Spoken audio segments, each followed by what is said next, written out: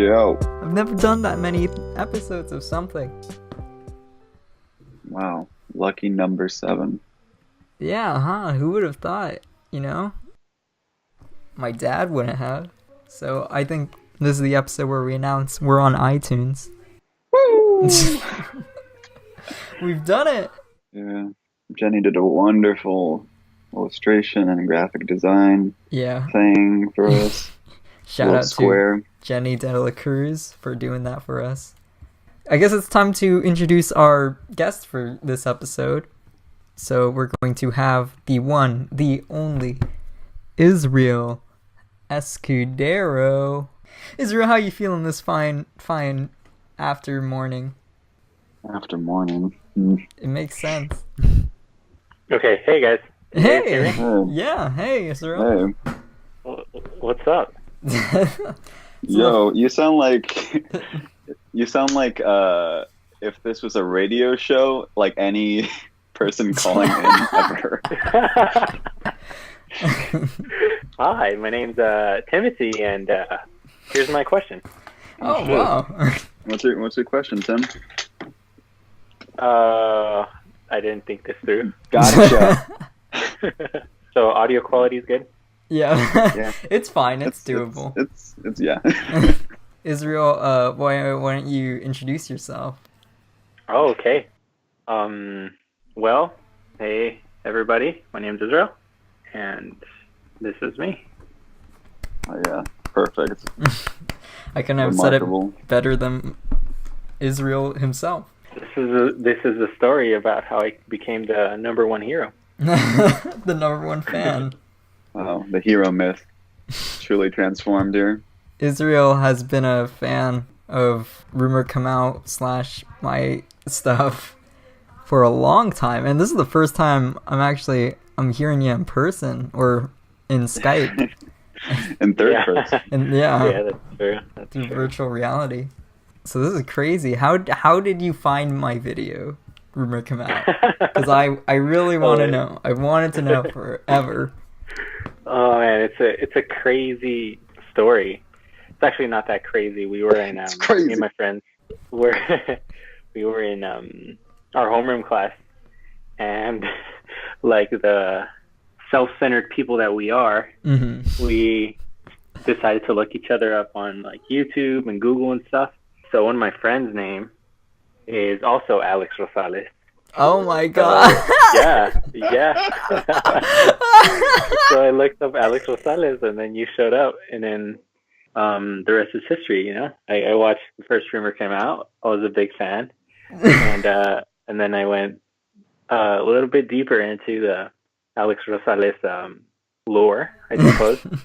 Yeah. And for years, you know, I've been following your stuff. Good stuff, man.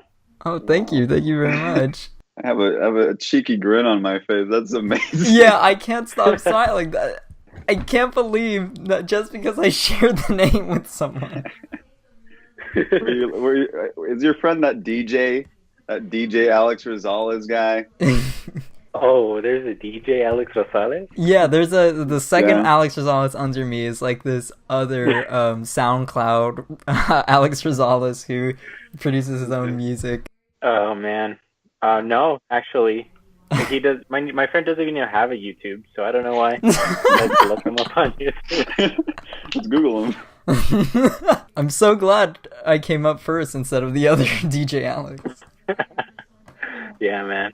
I was thinking it was gonna go something like, oh, we were looking up like there's like videos that have very low views, but people only get to watch them because like someone like posted it on Reddit, like, oh, look at how stupid this is. Like it's just like a 5-year-old kid like making memes or something that are like not funny at all, but like funny in an ironic third person type way. Yeah. So it's more heartwarming than that. No, my idea of the lore of how Israel came to be was that he was just like going through random YouTube videos and going down the rabbit hole of YouTube where you just clicked on like the most obscure stuff, and then like that's how he suddenly stumbled upon our thing. But wow, YouTube doesn't recommend us to people. No, yeah, there's no way. Yeah, actually, well, I showed all my friends because since we were all in the homeroom, we all watched it. Oh, like, wow. On the projector. Oh. We were really... Oh my God. Famous. Yeah, this teacher, man, he was really cool. So like he'd leave his classroom like hours at a time, so we would just chill there. He was so cool. He didn't teach. Yeah, and he let us use his computer and stuff, so we watched it on the projector, and everyone was like laughing so hard. First time we watched it was just hilarious, man. And everyone else just like, okay, next person, next video. So I was like, this is good stuff. Like, this guy's gonna be big someday. I gotta jump on it, you know. Oh my God! Wow. I mean, hey, look at you now. You're at NYU, so I know, yeah. I wish I submitted Rumor Come Out as a film for NYU. I wonder what the reaction would have been. Full scholarship. They like weird shit. Someone I know got a full scholarship, and they have a band of just like toy instruments. Oh wow! It's like instruments you get off Toys R Us, or perhaps that like can that you like flip over and it says like moo. Oh, that's the best instrument of them all.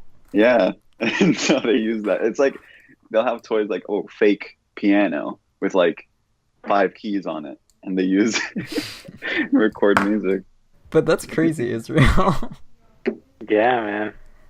Wild. I'm very humbled though that you are a big fan of my stuff, because you are the only person outside of anybody that I know that has watched this stuff.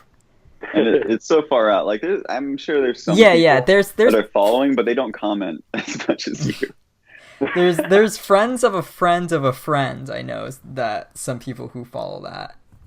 Like I know it goes down a chain, but it's never been like someone from El Paso, Texas, who writes a comment. That's like, right. Big fan. What other YouTubers do you like, Israel? Oh man, I don't know if I want to expose yourself. Yeah, expose myself like this. I really have no idea. It's all over the place. I'm into like, I don't want to say a bunch of weird stuff. Like it's normal stuff, but I'm into a bunch of different stuff. If that makes any sense. Okay, let's Gabriel, I want you to share some of the people you're into. Let's all share so that way we can make it more comfortable. Okay. It's kind of weird. Like you have a very intimate relationship with the channel that you're like following. Yeah. But really, there's a lot of people who know about it. Case in point, the Needle Drop, Fantano. That's where I get all my music recommendations. Is just this music nerd on the internet that just like recommends shit all the time. I've talked about him with like real life people, and they're like, "Whoa, you know this guy too?" I'm like, "Yeah." You know, I never talk about my YouTube stuff. It's so personal to me that like, it's just for me. It's for me to go home and watch on my own. I don't feel like the need of sharing my YouTube and being like, or sharing the people I watch on YouTube and trying to find friends through that. That to me is like really just a weird experience. Nobody like. Yeah, I agree. Oh, what's your favorite band? Oh, blah blah blah. Who do you follow on YouTube? Yeah, like that's just like, oh, hey. For me, a channel I watched that really inspired Rumor Come Out was Funhouse. Yeah. They edit in a similar way to the way I edited Rumor Come Out. Like I've discovered like the comedy of Photoshops because of them. And so that's why I was like, oh, I could really make Photoshops work as a joke. And so I went ×2 on that and made like a whole video that was all just that. And that was Rumor Come Out. It's weird seeing Rumor Come Out first and then that Funhouse stuff. You want to do one, Israel, or should we keep going? Oh yeah, no, yeah. Let me jump on it. So I follow this guy. His name is Alex Rosales. No. Yeah, it's pretty good. Sounds like shit. This really. I mean, yeah, it's just somebody's name. With some weird, like it's as if he was like making these for school or something, you know. Just some weird stuff. Well, besides like all of the church, because I follow like Elevation Church and all the other like the major churches, Watermark, The Porch, and whatnot. What is that? Also, Yeah, I've never heard of that. I have no idea what that is. oh, so Elevation Church is like a mega church that is based in like South Carolina, I believe. Oh, wow. One of the Carolinas anyway. And then So they record their videos and then put it up? Yeah, they record their sermons. Basically, that's like the thing now. Like a bunch of churches just record their sermons, and for the people that can't make it to the physical locations or to the streaming locations. It's really cool. Do you know this guy named Joel Osteen? It sounds familiar. He's like this guy who would do sermons, and it's like a celebrity, like priest or whatever, or like I'm not even sure. There's a celebrity priest? Curly hair. He's like super handsome. Oh, well, that's debatable. That's debatable. Let's not. When I was like 10 or something, they like, my family would sit us down and make us watch it like every Sunday. And I just hated watching it. And it's just like, he looks like the epitome of snake oil salesman. He looks like Better Call Saul. Yeah, oh man, Joel. Yeah, I don't know, man. Like it's real crazy with these pastors, and when people identify with specific pastors and whatnot, with all my church friends, they all have like different likings to their sermons. So some people are like, man, I could sit down and listen to Joel Osteen all day, and I'm like, okay, no, I could just sit down and see the verdict all day. It really just depends on your liking, how you receive the word of God. But anyway, let's not get to religion right now. I mean, it is interesting. We get into religion here. Filmmaking religion, that's always been interesting to me. I have a particular, like, I don't know, there's something about religion being portrayed and like the spirituality of it in film that is just so mesmerizing. I've talked about The Leftovers through and through, and like that show is like, it just has like an understanding of the appeal of religion and what is important about religion. It's hard to live life without having faith in something. Mm-hmm. You know, trying to live with no purpose, or trying to make sense in your own mind of the uncertainties of the universe. You know, I'm not that religious. I was raised to go to church and everything. There's just something about that never appealed to me. But lately, I actually found myself, like, I walked past this church. This is true. Before class started, I walked past this church, and I always looked at it, and I was like, wow, it's like this huge cathedral. And I just had, like, this feeling of, like, I just want to walk in there and sit down. And so I did, and it was like open to everybody to just go in, and it's a completely silent space, and you just sit down. Just the power of like silence in the busy city, and just being able to sit down and focus on yourself and your thoughts and what you want, like, that is powerful to me. I've been feeling this pull towards religion more and older I get. Were you baptized? Yes, I was. Okay, I was too. Mm-hmm. Okay, so here's the thing. I have to say something about that. I assume because you're baptized, maybe you guys are Catholic. Mm-hmm. Yes. Were raised in a Catholic family. Rosales is a very Hispanic name, and also Gabriel, so we're all of the same descent. Yeah. But I wasn't raised Catholic. Yeah, myself. I actually was so confused for the longest time, man, and this led me down like a very negative path. And because my grandma, she's a very strong woman, very Mexican grandma.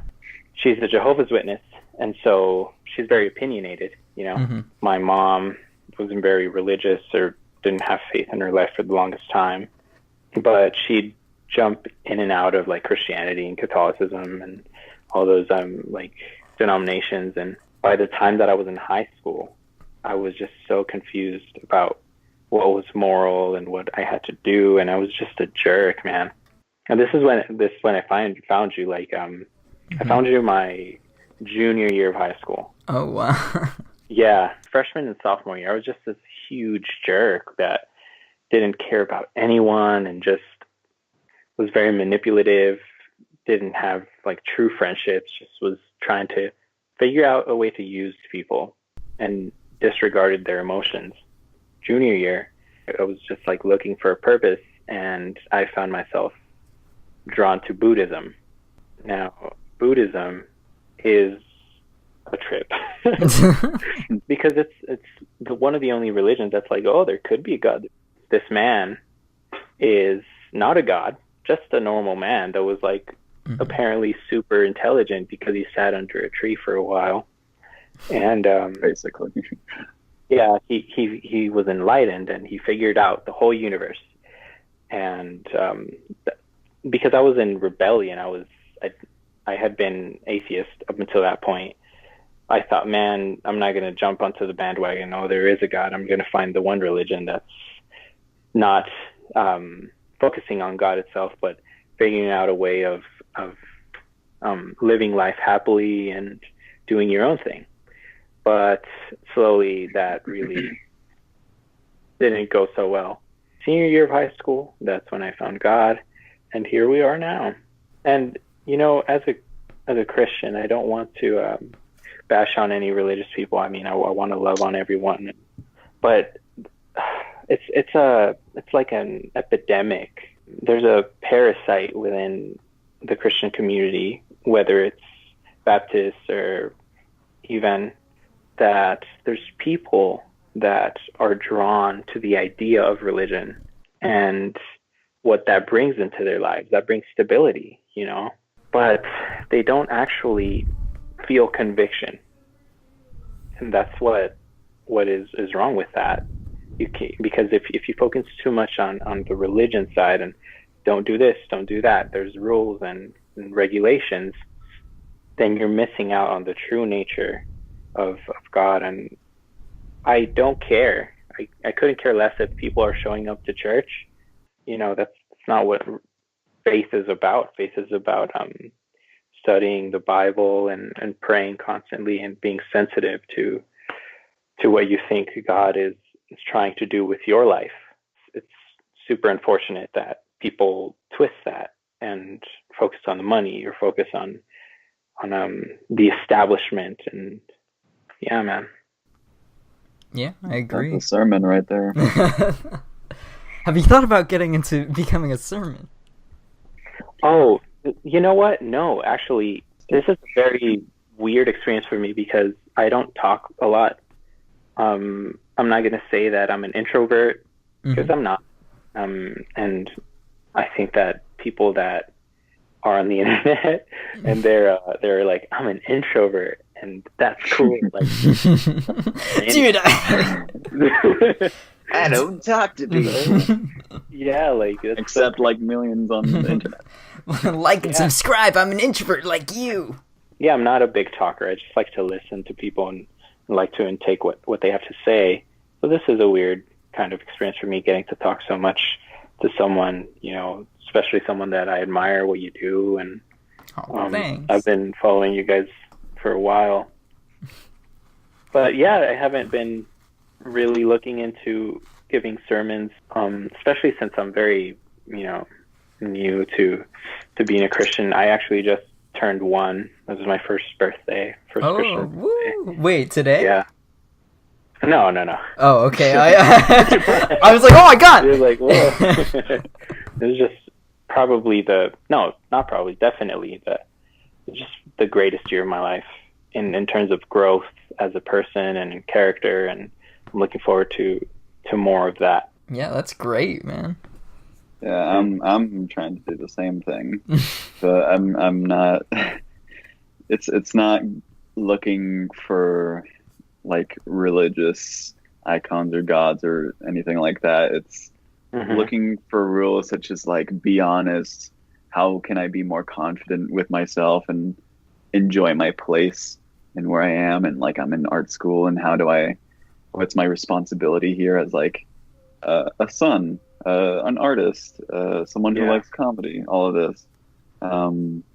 Just trying to improve yourself has become like addicting. Nowadays anyway, especially like the past decades, I don't think that self-improvement was as big as it is now. The only advice that I would give you in that is there's just one book that I think that has all the answers. I can't be certain, but that's what faith is, you know. But, you know, the Bible is a great place to start.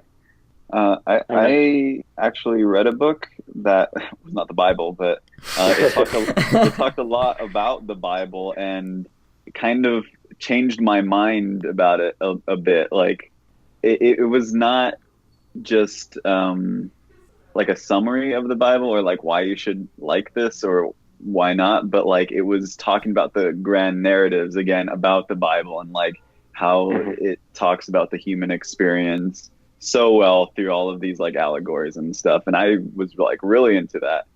I've always talked with Gabriel about like how in high school I would always say I need to read the Bible because even just like, I mean, definitely because I have a fascination with it, but also because every filmmaker. Yeah, I feel like I would really grow as an artist too if I understood and knew the Bible. I feel like it would enlighten me to a point where I could really understand more about myself and filmmaking and the world. Yeah, man, I totally agree. And in this book, man, it's so confusing at times and so clear in other times, and it's really personal. Think about the amount of books that have been written. Yeah, it's a bestseller. Like bestseller of all time, and it's been preserved for like more than 2,000 years. You know, there's got to be like a reason for that. That's the whole point. Is like if it's the best sold book and it's been kept for so long, you know, there is obviously a clear reason for that, and that is because it's super effective. So many people came together to write this one narrative, you know. That to me is the true testament of what an amazing book it is, and why I think whether or not you agree with what it says or whether or not you have faith in God, that you should read it, because it's amazing literature. And you have to understand the magnitude Jesus Christ has had on the world. Like, we follow a calendar. And then you can also think about like how the imagery of a man on a crucifix is so normalized for us. You know? Yeah. You don't blink an eye when you see that. You're just like, oh yeah, Jesus. That's Jesus. Oh yeah, Jesus. That's pretty much my life now, man. Like, I go through my day like, oh yeah, Jesus. You know, like, he lived this way, he lived that way, and this is what I'm not doing that he did, and this is why I should be more like him and be better as a person. I like how you would do that with Jesus. I would do that when I was little. Because when I was little, I never could get into religion. You know, I was a tiny, small child. I couldn't understand even anything of the Bible stories. And so the person who I always thought to of like the person to follow or like to follow in their footsteps was Spider-Man. I don't think that's stupid at all, actually. I would always think about what would Spider-Man do, and when I was little, that's where my moral compass came from, was the idea of like, you know, be able to refuse things that were good for him but would long term be bad for you know, other people or things like that, and so he'd have to sacrifice. And the idea of that amount of sacrifice, you know, of like leaving behind your own desire and your own things that you want for the better good, is something that has always like been powerful for me and something I look up to. And so when I was little, I was like, Spider-Man's the guy to be. Yeah, the Bible, the Odyssey, the Iliad, Spider-Man. They're all the same hero myth. It's how you get past adversity and all of that. I had a conversation earlier in like this writing club, Micah, and I made this joke because we were talking about fan fictions and who really has the rights to what and copyright when it comes to like ideas. Is Jesus copyrighted? So, yeah, well, 50 Shades of Grey. It was based off of Twilight. If you go back onto it, there's a lot of like motifs to vampires and shit, and it was because it was heavily influenced by Twilight. Well, it was a fan fiction of Twilight. Yeah, it was a fan fiction. Yeah, that's what I heard. And then, like, if you think about it, then Twilight's a fan fiction kind of like Dracula and shit. And so if you go even further, it's like, Dracula was a fan fiction of Nosferatu, basically. If you go even backwards, then it kind of, you could possibly just go back to the Bible. Yeah, and I think that topic of influence over original, this is going to sound like freaking YouTuber, original content, right? But yeah, that's like, we're influenced, and that's what we are. We're sponges that take in whatever we are exposed to. And where's the line between heavily influenced and straight up, copying? That is a big topic when it comes to appropriation art. Which is basically like, I'm going to take something like the Mona Lisa and I'm going to put a mustache on it. Boom, it's mine. Yeah. You can't take this image from me. That's an actual thing you're referencing, right? It sounds like it. But, no, I swear Shinosky talked about that. Yeah, well, appropriation art exists, but I don't know if the Mona Lisa with a mustache does. I swear to God, that's real. That actually happened, where someone took the Mona Lisa, put a mustache on it, and like it became a whole thing. Yeah. Oh yeah. Okay, it's LHOOQ by Marcel Duchamp, an actual French artist in 1919, put a mustache on the Mona Lisa, and it was his art. Duchamp was really big with that. He put his signature on a toilet, a urinal, and put it in art. And he called it art, and it was art. And everyone was like, "What the fuck, Duchamp? Get your head out of your ass!" That's what art is, anyway. Terrible. That's so terrible. Like, oh my god! And look at this mustache and the goatee. It's did you find it? It's on Google. So yeah. If you were to give the Mona Lisa a mustache, why would you give it that mustache? I guess he could have picked anyone. So I guess that there is some sort of like choice that he had to make, whether it was very minimalistic or not. Like he did decide the specific mustache to go on the Mona Lisa. Yeah, which I think was a bad choice, but. I'm having this like thought every day now that art as it is right now, fine art, like it's comedy without laughs. Really, like Andy Warhol. Okay, this guy is putting like soup cans on canvas and putting it on display. People are doing blank canvases on there. They're just trying to one up each other to see how stupid they can be. That's modern and that's art. me going to an art school, knowing all the conceptual shit that goes into it. It's I understand the movements that came out of, but it can also be boiled down to that. Well, yeah, that's the fun part, though. You should participate in that. I am, and that brings us to like my assignment, which was talk about your identity, and then I did a stand-up set. Oh yes, okay, good transition. Because I really want to talk about you performing stand-up. So just yesterday, Gabriel went and performed his first time ever. Was it open mic or? Yeah, it was open mic. He signed up for it. So Gabriel signed up for an open mic to perform stand-up. How did that go? Tell the story. Fuck. Okay, so stand-up comedy, it's talking on a mic, telling jokes. You prepare the jokes beforehand. You have an audience. You do some crowd work, which is just like talking to your audience, being like, make some noise. How are you guys today? Blah, blah, blah. Okay, before you keep going, Gabriel, I just want to address why I think the audience that is listening would know. Okay, normies would. I'm addressing the 0.1% that doesn't know what stand-up is and is living under a rock. Gabriel, are they sitting down when they do this, or? Because I need Some to of know. them do. Sorry for I did. No, I appreciate that. I had to be goofed on. I did this for a class assignment. The prompt being make a piece on identity.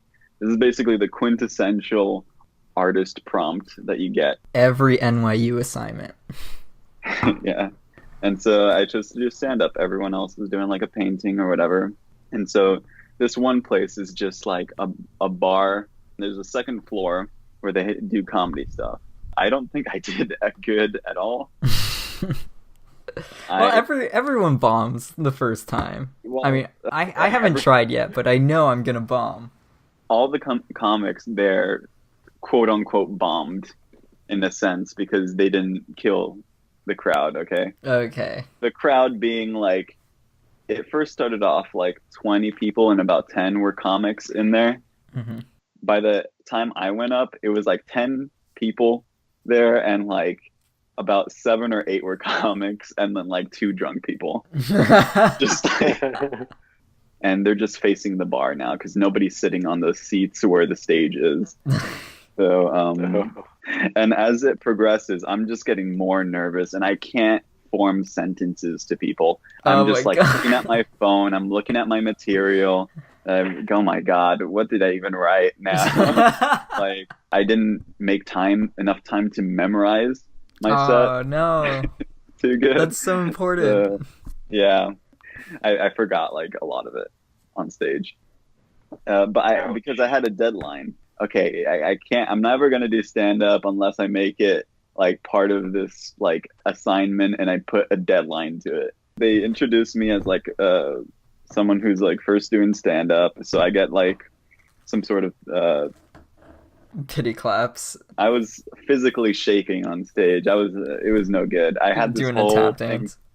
the whole thing planned out in my head, but it didn't work out. But I did get some laughs. The material was somewhat good. If I could have remembered it, I just took out my phone. And Did you forget like midway through, like a joke? Like you're setting it up. Yes. And, yes, no, that's Yeah. the worst. No. It's a hard watch. Wait, Yeah. so was it recorded or what's going on? Yeah, it exists. Oh my God. Okay. And it's okay that I bombed. Most people bomb when they. Yeah. It's like a rite of passage. I've been thinking about it too hard. I couldn't really sleep too good. My dreams were just like about like me doing the material. Well, can you please perform like one joke off of your material? Let's see. All right, me and Israel will be the drunk people at the bar. This works way better if you're seeing me because I have a microphone and facial expressions and things I'm doing with my hands. Oh, okay. So turn on your camera. You're not getting out of this. Want me to turn on my camera? Yeah, do it. Okay. Do it. Come on. Oh, Just do it. Hey, the peer pressure. Okay.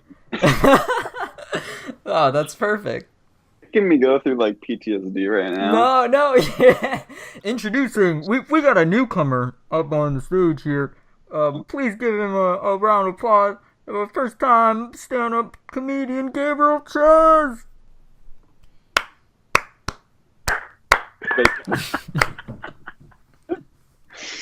Hi, I'm Ches. This is my friend Mike. Mike and I go.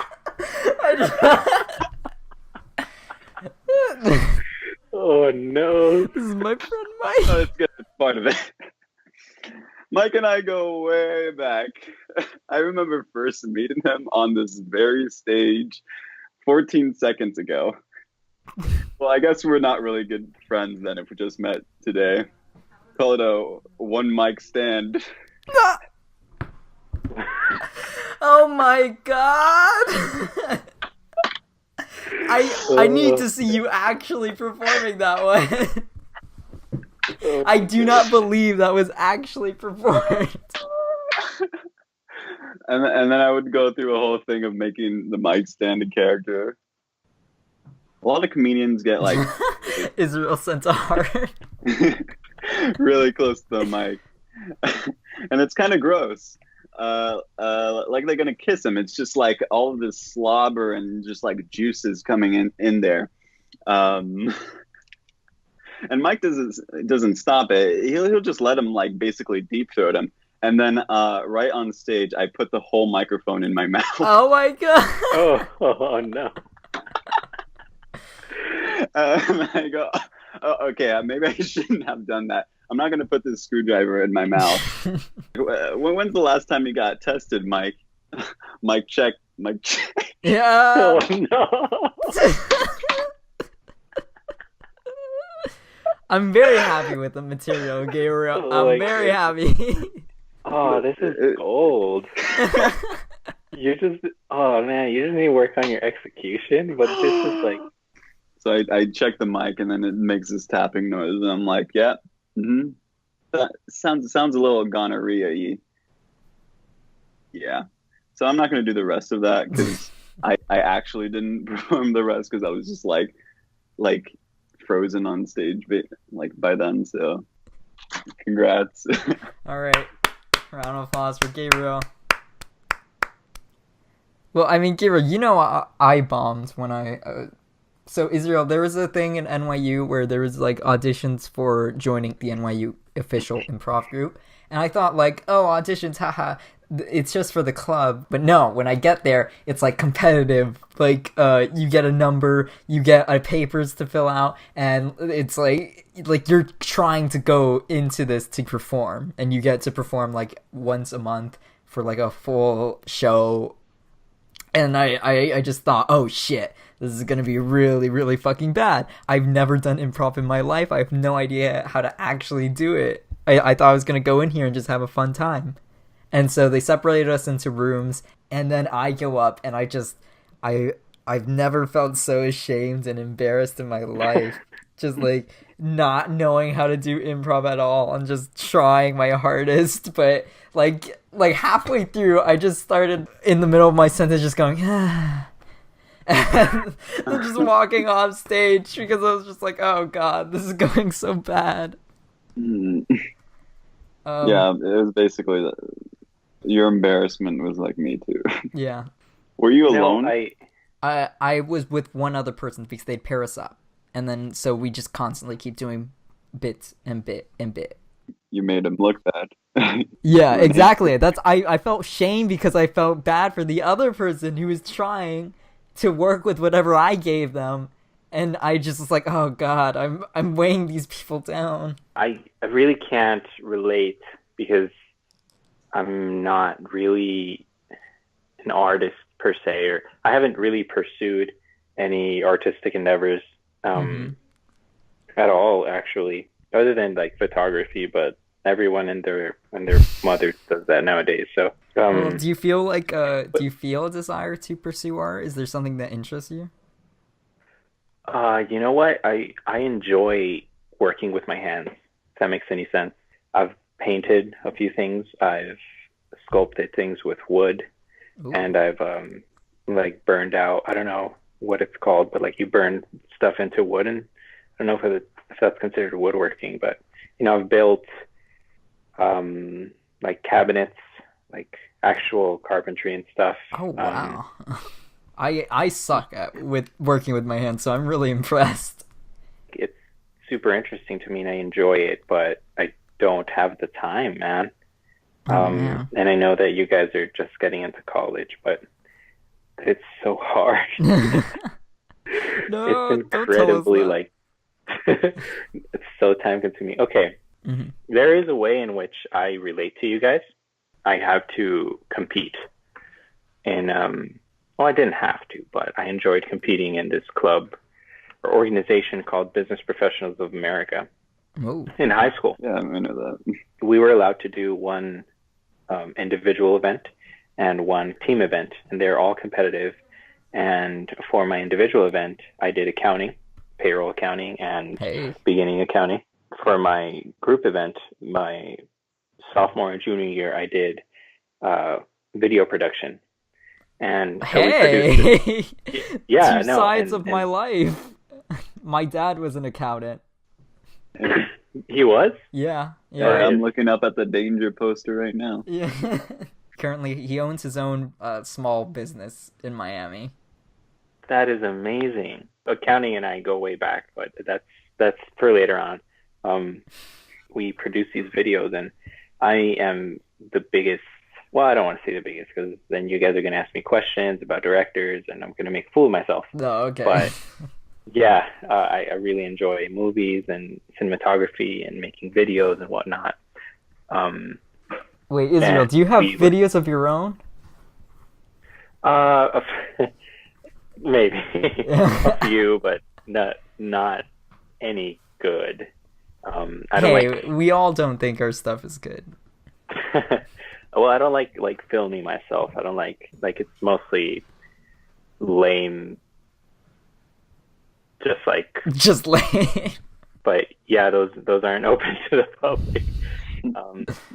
My school was known for doing really well at these competitions, so it was a big deal because we're from like a small-ish town. El Paso is not that small, but it has a small town vibe. So we had to perform very well.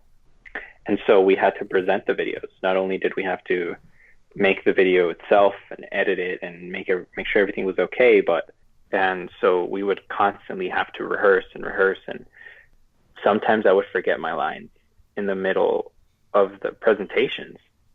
And it was the most embarrassing thing, because I have like these other 3 members that are super professional rehearsing their lines, and they hardly ever forget, like these amazing people that I go to school with. And then there I am, not putting enough work and just forgetting my lines because I'm nervous. Yeah, it's the worst, especially when there's other people around you that are actually on top of things. All right, are you guys ready for not the game show this time? Whoa. A new segment, a test segment called the pop culture segment of the week. We're gonna talk about some pop culture for you guys. This is the number one. This is the main news that everybody needs to know for the week. All right. If there's anything you're gonna hear on the news, you should pay attention to this. Okay. Don't ignore everything else. Lindsay Lohan getting slapped. Just pay attention to this. This is the. It's not Lindsay Lohan this time. Let me read this to you. All right. Jennifer Lawrence crashed Taylor Swift and Joe Alwyn's rare public date night. What do you guys think about that? Talk about that. How does that make you feel? What the fuck's a public date night? Okay. Let me give you more info. Taylor Swift and Joe Alwyn, they're notoriously private about their relationship. But Friday evening, they stepped out together holding hands for the premiere of his new movie.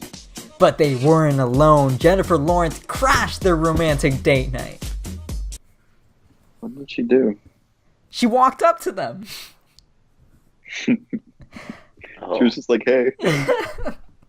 But it was their date. And she joined them for the rest of the evening. It was supposed to be their date. Oh, so she like third wheeled? Yeah, she third wheeled on that date. Yikes. Yikes. Did she not have plans for that day?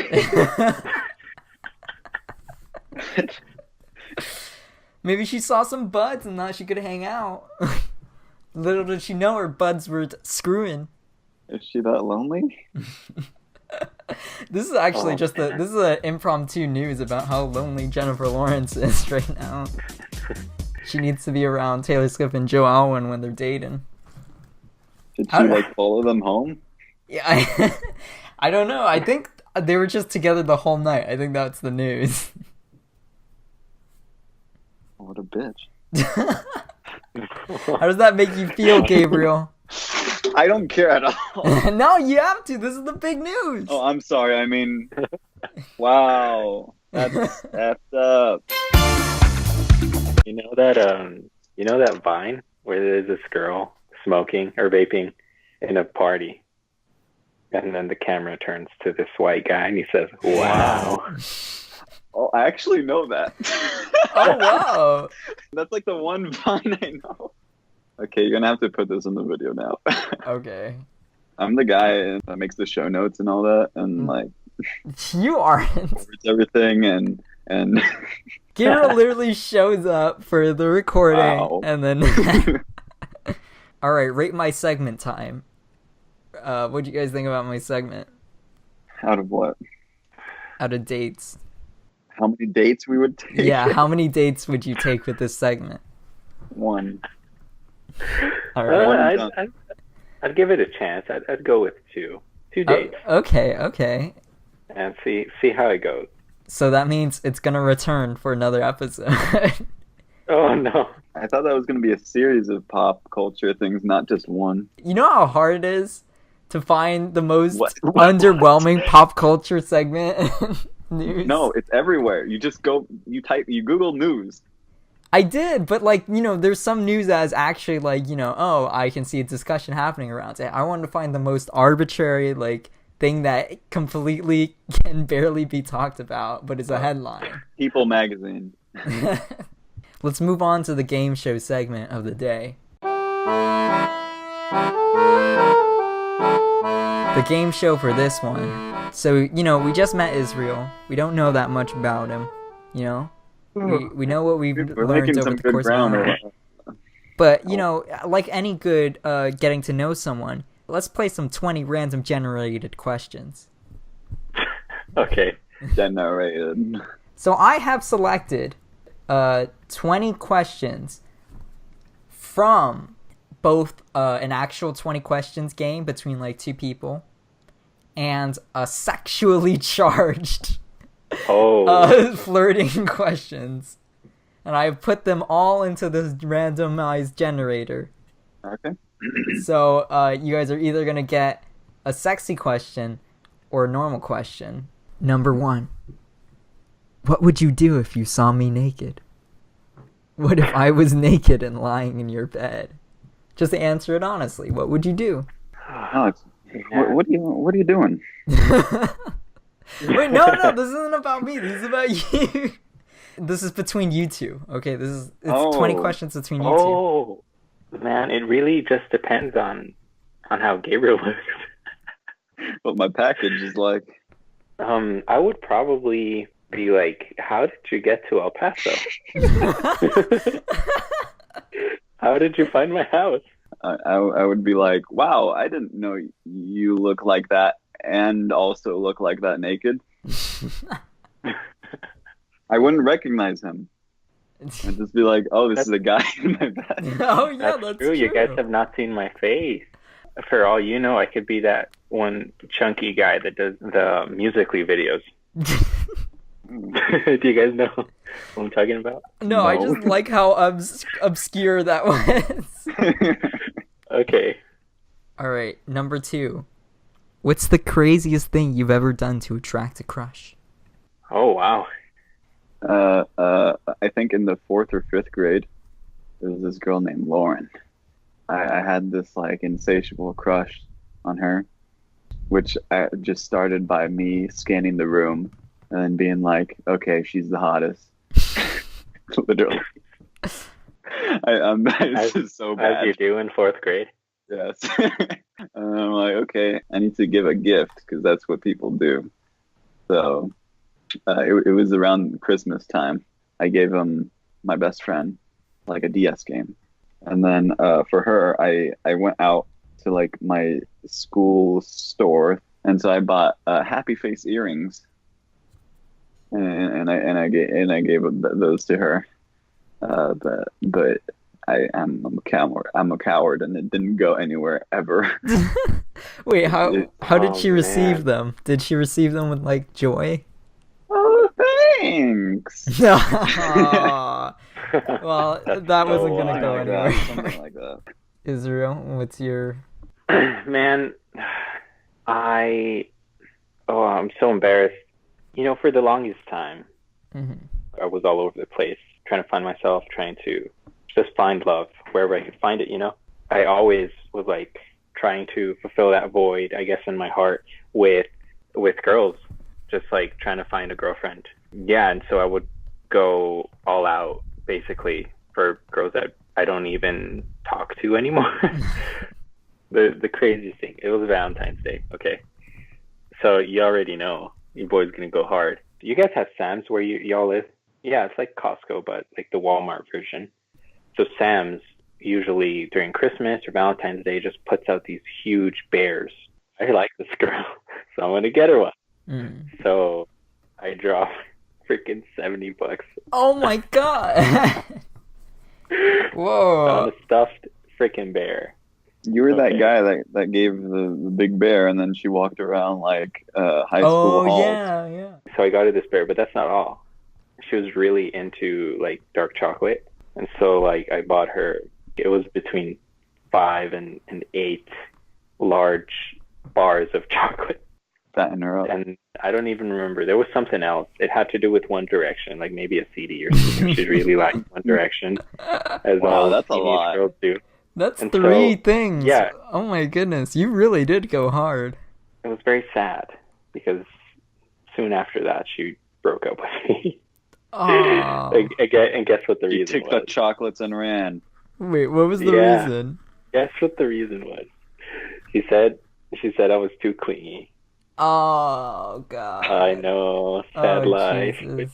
In retrospect, I probably was, but no one wants to hear that, you know. Yeah. No one wants to hear like you're creepy, you're too much. So you were dating her at the very least, though. Like, luckily it wasn't just like, you know, just showering her with affection for no reason. And you know what? What's kind of sad is she dated me, but it was like she hesitated. Like it was like, I guess, like out of pity. Oh god, that was sucks. kind of sad.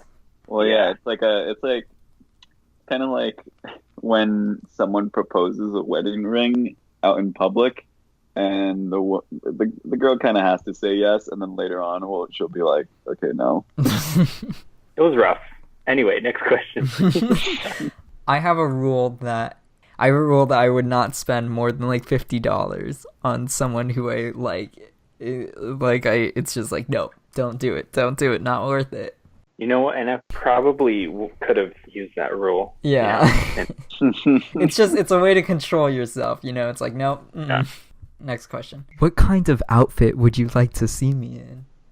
I would definitely like to see Gabriel in inflatable sumo suits. I would love to see that too. Yeah. I'd like to see you clothed. Alright, next question. Oh my god. We're stuck in the sexual zone. I'm sorry, guys. 2 words to describe your penis. Just 2 words. Just 2 words. Pugnacious. Pugnacious is a good word. I don't even know what that means, but it has all the sounds of it. And superstitious. That's good. That's very good. Oh man. 2 words to describe my penis. Can't say I've been asked that before. Describe it like a good Englishman. Okay. Here goes. Texas style. Yes. That's perfect. Texas style. That's right. I'm a Texas boy. Good shit. I want to see like a 10-gallon on that shit. Man, we gotta get away from these sexual questions, my dude. Well, you're not gonna. Next question. What is your favorite part of my body? Gabriel, your facial hair, dude. Oh, that's a good answer. It's like so prevalent. It's all prevalent in my face. It gets around. Like it's there, you know. So like, okay, maybe this is the time where I show you guys what I look like. The big reveal. Right. I don't know if you want to reveal it right now. I feel like this should be like, years in the making. You know, like there's a YouTuber that did that. Face reveal. Okay, well, let's just say that I can't grow facial hair like you can. Yeah, don't worry. A lot of people are jealous of Gabriel. I included. All right, Gabriel, what's your favorite part of Israel's body? My favorite part is that he has 2 arms on the sides of his torso. Oh, it's so sexual. How did you know that I have 2 arms on one side of my torso? One side. Oh. I'm just making myself out to be some like deformed. He can't grow hair. He has 2 arms on one side. Yeah, pretty much. I don't know what you look like, which is probably my favorite part of you. Oh, he likes. It could be anybody. You could look like anybody.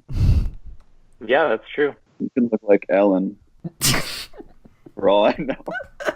Ellen? Am I gonna have to put Ellen as the little picture that's talking with us this whole time? It's gonna be Ellen, and everyone's gonna be so confused throughout the whole episode until this one joke. Yeah. Yeah. Oh my goodness. How do you really feel about anal sex? Oh wow.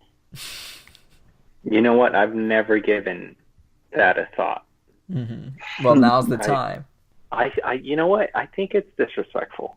Can that be an opinion? That can be an opinion. Yeah, everyone's free to say that. Yeah, just like I think it's disrespectful, man. Like, is it disrespectful because they're like, "Hey, we have a vagina." So yeah, it's like okay, why are you doing that? You don't like this whole? Okay. So think about it. Like, what if there was a girl? Actually, what if you were in marriage? Okay, so I'm a good Christian boy, so we're in marriage now. All right. And my wife or whoever's wife is like, it's another person's wife you're talking to. No. Okay, my wife, whatever. She's like, you know what, honey? Could we just hold off on that? I just do something with your hands. Let's do that. Like, it's like, what? My penis isn't good enough for you, or? Oh, I see.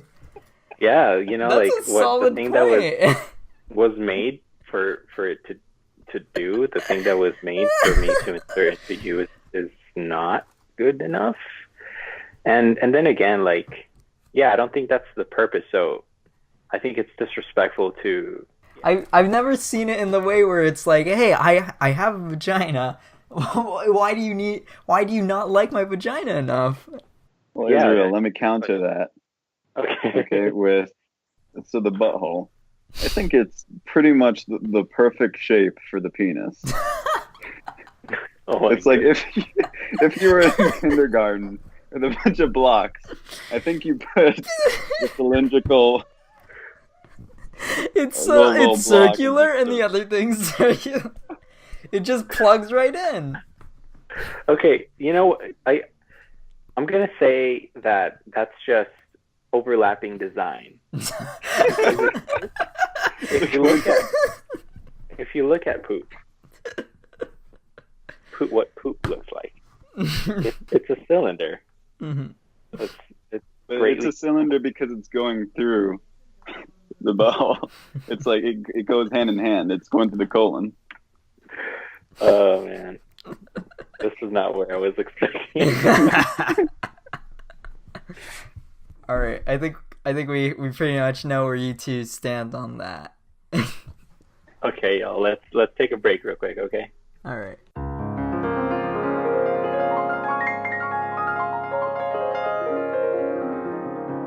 Would you want to meet Steve Harvey in your life? Of course I want to meet Steve Harvey. Okay, wait, but what's the first thing you do? Yeah, I should think this out before I see the man, because I don't want to be a stumbling fool. I want to have a zinger ready for him. So you're in line for a Chipotle, and he's right in front of you. His shiny, bald. Oh my God, is that Steve Harvey? I see you on my TV, Steve Harvey. Oh my goodness. Hey, yeah, how's it going? Can you take a picture with my kid? He's only 4. I'm sorry. He loves you. I'm just kind of hungry. I'm coming back from hosting Family Feud. I just want the Chipotle. Steve, take a picture with my family. I'm sorry. I don't really have time for this. Hi, how are you? Steve Harvey, I've been watching you since I was 6. And brown rice and all the condiments. Oh my God, are you Steve Harvey? This is the Chipotle guy. Yeah, I'm Steve Harvey. Can you take a picture with my brother? He's right here. Oh Uh, okay, Just take I a guess I have picture time. with us, Like, Steve. Just come here, come here. I'll just take one picture. Come here. I really have to go. I didn't mean that. I didn't mean that. Are you kissing my mustache right now? It's okay, Steve. It's okay. For the picture. It's for the picture. I'm just gonna leave right now. Who's not seeing you, Steve? Come back anytime. I throw money at him as I just take like a container out. And you actually were Gabriel Ches that whole time. This is just what you have to deal with. Just confuse me for Steve Harvey all the time. Everyone just always thinks you're Steve Harvey. That's a rough life you're living, Gabriel. I don't know why you keep putting up with that shit. I don't know. I have a very manicured mustache and eyebrows. I'm trying not to make it sound corny, but like I've never met someone I could connect to like you. In LA. I've never met someone I can connect to like you.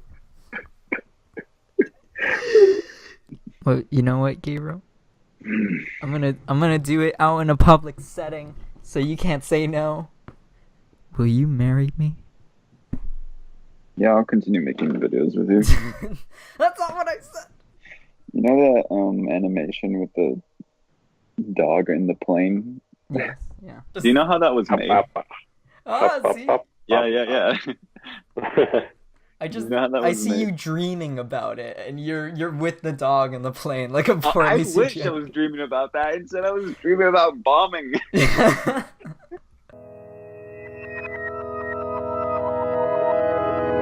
Yeah, let's continue. Sorry, I got a call from my girlfriend. Woo! Yeah, to all the ladies that are dying. Yeah, they were all looking forward to me. They were hearing this episode, and I swear to God, 5 of our listeners were thinking, God, that is real. I could really just... No, there's no way.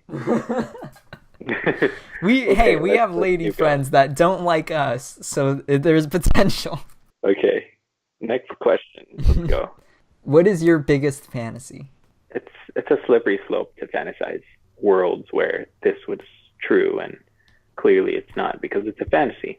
Like, I try to avoid fantasizing about like work, or like something that I do look forward to is, you know, being in a household, in a marriage. So, Israel, your fantasy is not having fantasies. Yeah, that's nice. That's beautiful. All right, Gabriel. I want to live in an orgy zoo. The contrast is just perfect. People are just like pegging me. That's terrible. You don't even know where it's coming from, and you don't even care because it's an orgy zoo. It happens all the time. I don't even know who's in my house anymore. Free for all. No. Wait, is this a fantasy or is this real? It's happening. What is the sexiest and least sexy name? Oh, okay. I feel strongly about this one. Oh, good. For females, Bertrude. That is not attractive. Second best is Gertrude. I was gonna say like something like with a Greg for men. See, GR sounds. Yeah. Yeah, like Gabriel. Attractive. No, Gabriel, come on now. Gabriel, stop being so silly. Attractive names. Oliver's pretty good. I don't know. That just comes to mind a lot. Oliver's more cute than sexy, though. Yeah, it is. I don't feel like that. That connection. I don't feel a connection with Oliver. I don't know. No, actually, no, that's the problem. I feel too much of a connection with Oliver. He's too sweet and kind to me. Yeah, it's all okay. He's clingy as fuck. He'll take you coffee to your work, and then you'll be like, "No, Oliver, I want a decaf." And then he'll go back. Yeah, exactly. And they're like, "No, Oliver, God, man. I didn't." Yeah, sweet guy. Oliver's a sweet guy. All right, here's a question: are platonic relationships or romantic relationships more important to you? Oof. Like, platonic is like everyone else, or are you talking about like friends that are girls that are platonic friends or guy friends or family members. I think it'd be too easy if you were to say everyone else, you know? Because then, of course, you would say, like, everyone else. They're my rock. Let's just say it like girls. Let's simplify it to, like, that. Romantic, for sure. Mm-hmm. I think that platonic friendships are nice and they're important, but ultimately, I think everyone comes and goes. If that makes sense? Like, everyone builds their own life, and that would be with that romantic person. Something I've always hated was the response from, like, a girl where it's like, I don't want to have a relationship with you because I don't want, you know, it's to just come and go, our relationship, and then, like, that's it. But that's all relationships in life, you know, nothing is forever. Like, I feel like dating at least allows more growth with a relationship. I don't know. Yeah, I understand that. On the other, you know, end, I have had people that I find, like, very good friends, and then I date them, and then we break up, and then that's it. I don't I don't talk to them anymore. But would I say let's stay friends in hopes of never ending our friendship? That's just ridiculous, I think. I kind of try to make time for both. Well, you have to pick one. That's the point of the question. I'll take my romance. One order of romance, please. Yes. Good answer. Just a little tad bit. Don't overwhelm it too much with romance. I just want a little drop. Like I said bye to you, Alex, but like I'm not crying, bawling my tears. Okay, I see. Oh, I see. Our relationship doesn't mean as much. Okay. God, I shouldn't have done 20 questions. Yeah. I'm really regretting this. Would you rather someone always tell the truth or protect your feelings? Truth. Oh, that's an easy one. Yeah, the truth. What is the first thing you notice when meeting someone new? Probably their face. Yeah, there's expressions, how they react to things. So. I tend to look at two things. Their breasts and their bottoms. No. It's just. I look at their eyes and at their teeth. Oh, I like that. My mom is a dental assistant, so like, definitely if I can see something in your teeth, or if I can see some plaque, there's going to be an issue, you know. I've ended friendships over plaque. I love that. Do you like slip your mom's card like into their wallet? So... like, yeah, go see this person. Yeah. What do you see in their eyes? I love eyes, man. I love eyes too. Eyes are amazing. And they're so unique. Like, my girlfriend, you can't, like, her eyes are so freaking beautiful. And she doesn't like them. She doesn't like them. She feels like she's a minority. Well, here in El Paso, she kind of is. Because we're all, like, Mexican, brown eyes. And she's blonde, blue eyes, but... Whoa, Israel. Like Nice catch. Honestly. Yeah, no, she's really beautiful. Okay. I know because like, I wanted to say that because I know me and Gabriel, Gabriel especially, but I've definitely seen this in myself too. Like we find ourselves liking girls who are. Is it Aryan descent? Yeah. Nazis. Get out. Get out, Nazis. Freaking racist Mexicans. For real, honestly, and one of my friends from church, his name is John. Shout out to John if you ever listen to this. He's always like on my butt about it because he is very attracted to Latina Mexican women. Mm-hmm. And like I am not. So whenever he says, "Oh man, this actress is really nice," I'm always like, actually, what about this actress? And she just happens to be white. And then I found myself liking white women more. Yeah, which, yeah. Hey, You're preaching to the choir here. We completely. I don't think it's necessarily that I think all Latinas or all people of color, to be PC, are ugly. Mm-hmm. It's just like specific characteristics, and like I think it's mostly the shape of their face that I'm attracted to, you know? Totally agree. Gabriel, you had a term like a while ago for it. It was Racist. Yeah, sexual racism. That's terrible. Yeah, it is. Next question. What is your dream job? Oh, that's interesting. So right now I'm about to graduate with a bachelor's in accounting, but I want to be an accountant that examines fraud. Oh, okay. And I want to track down like all the drug money, all the white collar crimes, like in Wall Street and shit, that's cool. So more backstory about my family and my heritage. Drugs and alcohol and just like sinful living has greatly plagued my family. Living in the border, especially next to Juarez, infamous for like the violence and the drug use, and it's a scary place. Most of my family is still over there, and like I've had an aunt and a cousin be killed by one of the cartels.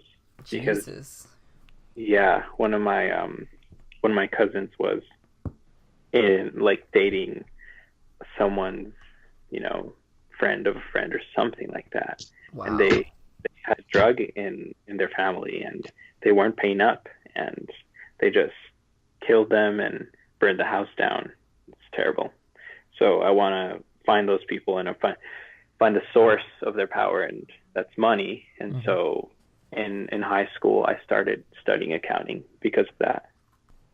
That's a good reason to do accounting. Yeah, there's a lot of reasons to do accounting. I've never heard accounting to be so appealing, and my dad's a tax accountant, so I know all the reasons to do accounting, and like that is like the most moral, heroic version of accounting I've ever heard. Accounting definitely is not the most exciting profession.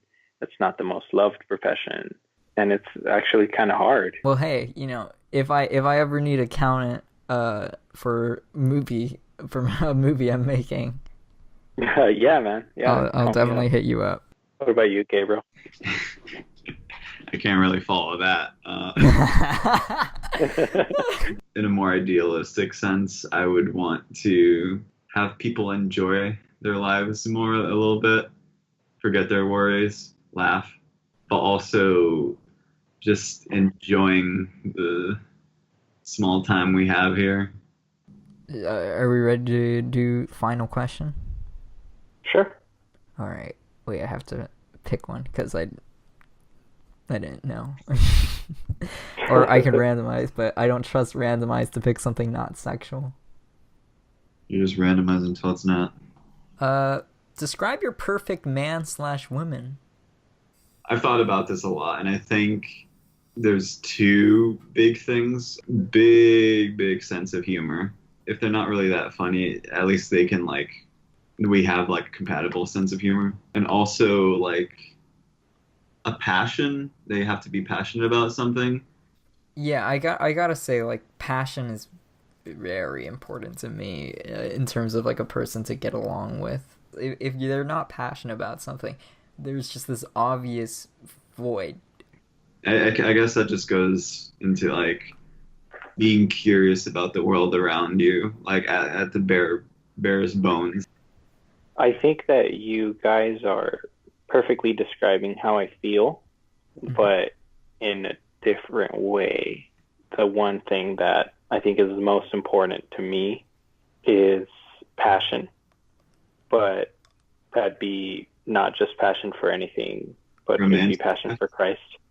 And I've dated, actually, there's only one person that I've dated that has had passion and love, and this person is chasing after Christ so amazingly and constantly. It's amazing.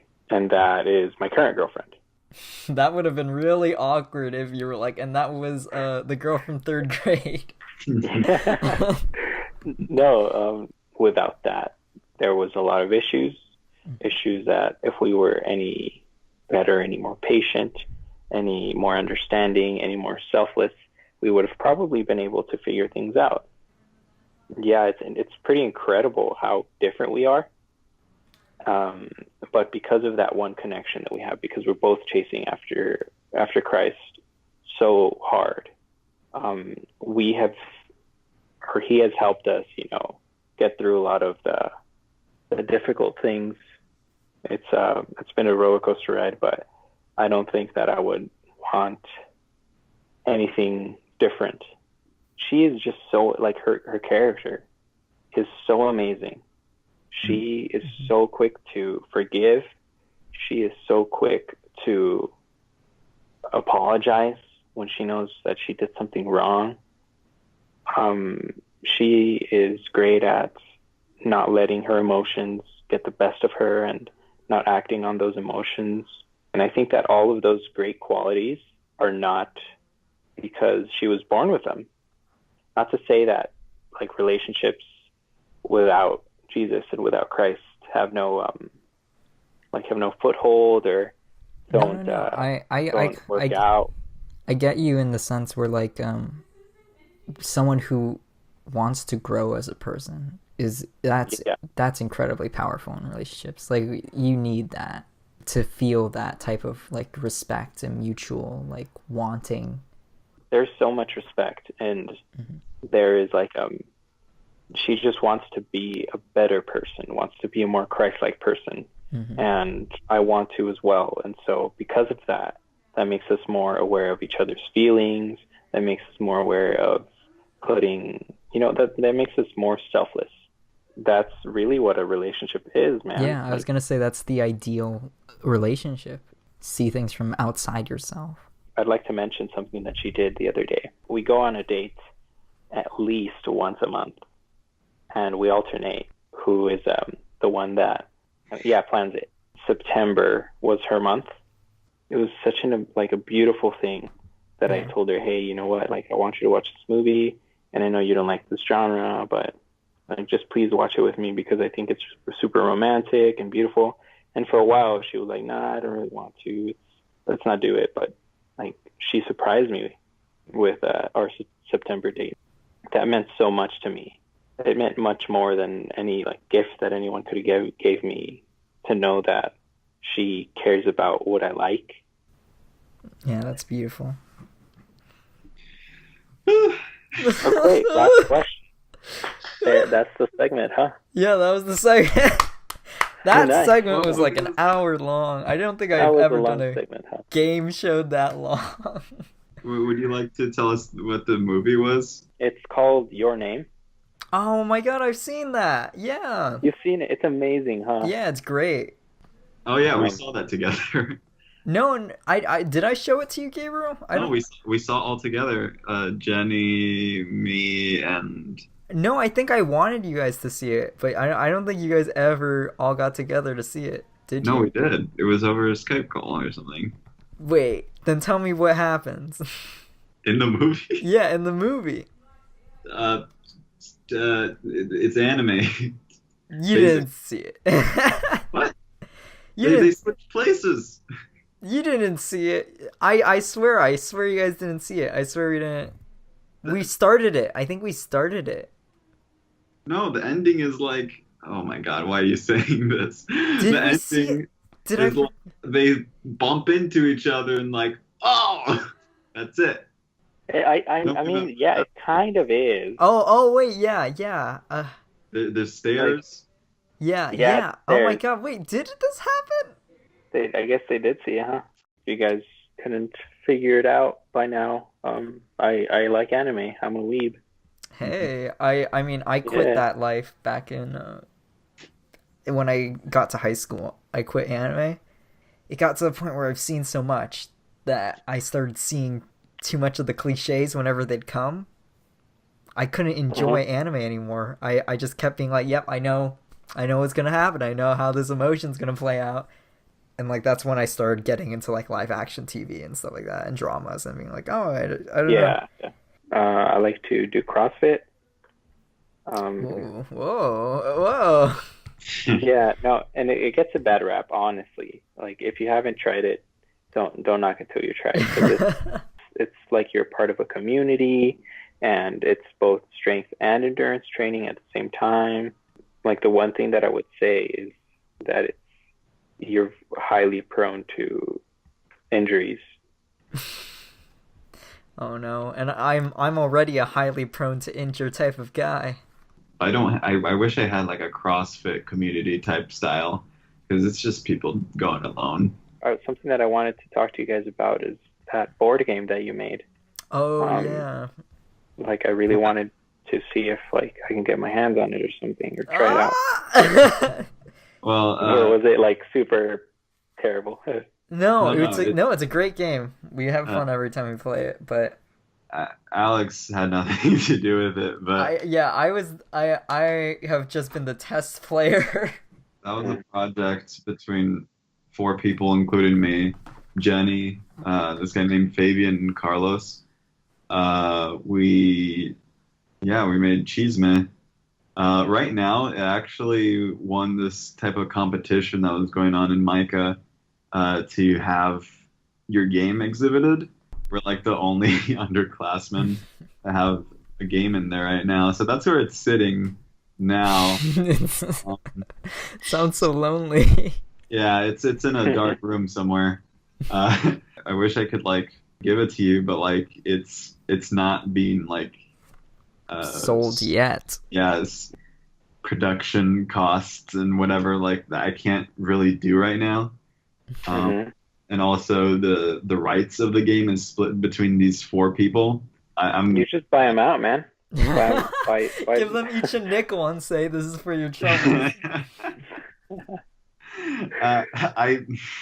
I felt like it would be so douchey to do that like when we finished it, so I'm like, okay, everyone has 25%. Israel, okay. If we ever meet face to face, Gabriel will bring Cheesemeh, so that way you can actually play. Oh, please, man! Because sounds awesome. I want to play Cheesemeh with Israel. Well, hey, maybe we'll take a vacation in El Paso sometime. Oh, it's not the best place to vacation. Honest.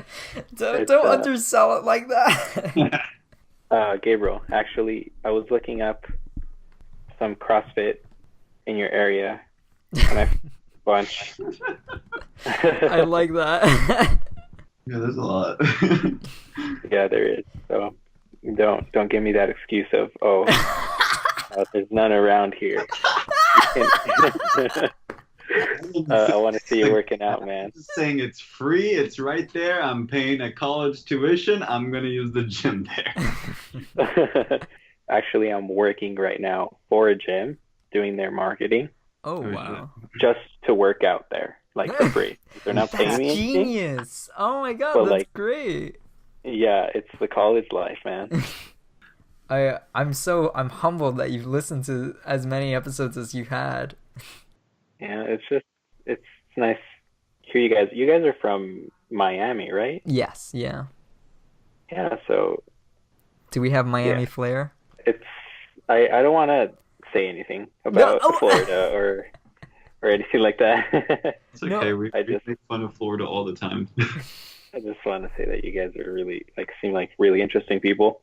You've changed, and that's kind of weird to say out loud because I genuinely don't really know you that well, but through I've seen growth and improvement throughout your work from when I first started following you, and so I thought that was really cool. And now that you're in college, then hopefully I get to see a lot more cool stuff, not just high school level stuff, Wow, thank you so much, Israel.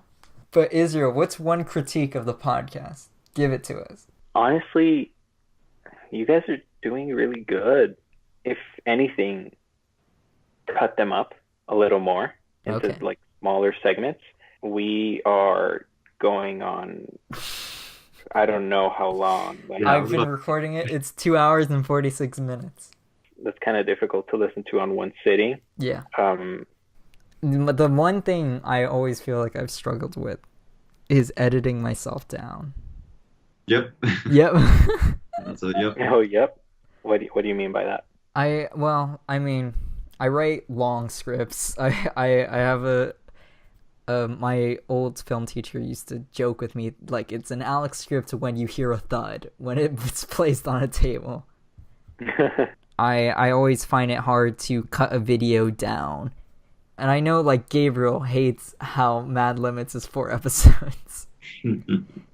While I was doing it, I didn't think it would be edited this way. I thought I was just spitballing ideas, so whatever rises to the surface would become Mad Limits. But yeah, whatever. The reason why I edited it like I edited it is I had an idea in my head. I wanted it to feel normal for the first 2, so that way you're like, okay, this is the formula. Gabriel yells a bunch to the camera. He explains how the stock market works and math or whatever is introduced, and that's it. And those are the first 2. And then the third one is completely like Apple stock has crashed, takes in that different turn. And so I wanted that normalcy in order to surprise. But what ended up happening was it became monotonous in the first 2. By the second one, people were like, okay, we got it. We got the joke from the first one. Yeah, I don't really like looking at Mad Limits. So I still think Mad Limits was interesting. I do think, though, I fucked up by making it 1 episode longer. What can we wrap on? Yeah, we need to wrap up. Mm-hmm. Wait, Gabriel, do you mean like actual rap? Oh no, please no. As a fan, I don't want to do this. Oh man. All right, so we just need an end note. Good solid end note. What's something we haven't said? Everything else that we haven't said. Oh man, that's a lot. Okay, I guess I'll take the lead on this one. Okay. Thanks, guest. It was really great to be a part of this. I have been a fan for a while, and it was just super crazy to me to be a part of it, and like hear your voices interacting with mine, if that makes any sense.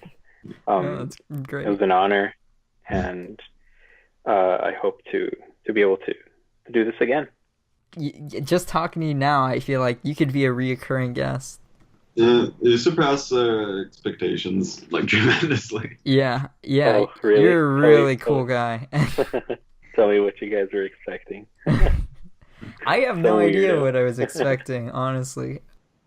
We don't really think of ourselves like you're saying, though. We're just like 2 kids just like spitballing and making videos and whatever. You have this polite era about you, aura, and you got this quick sense of wit too. That's just really cool. God, Israel, you're great. Well, thanks, guys. I think you guys are great too. Thank you very much, Israel, for being on here with us.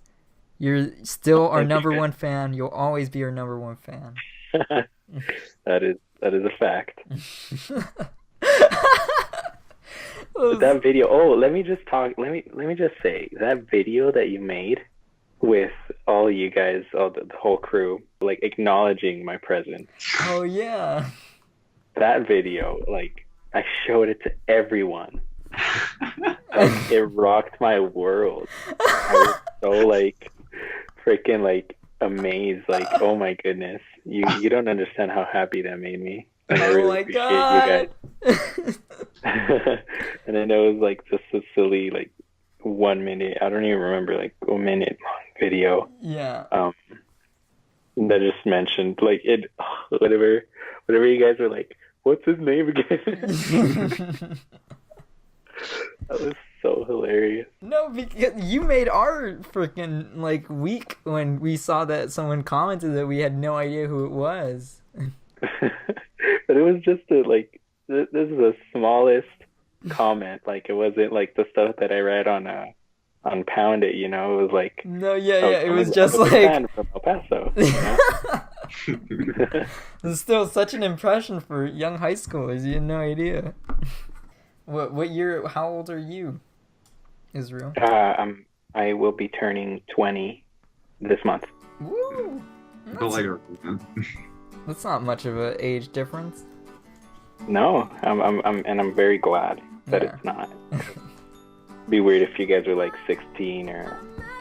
Yeah, that'd be like yikes, big yikes. Big yikes. We're gonna say the sign off all together now, everybody. All right.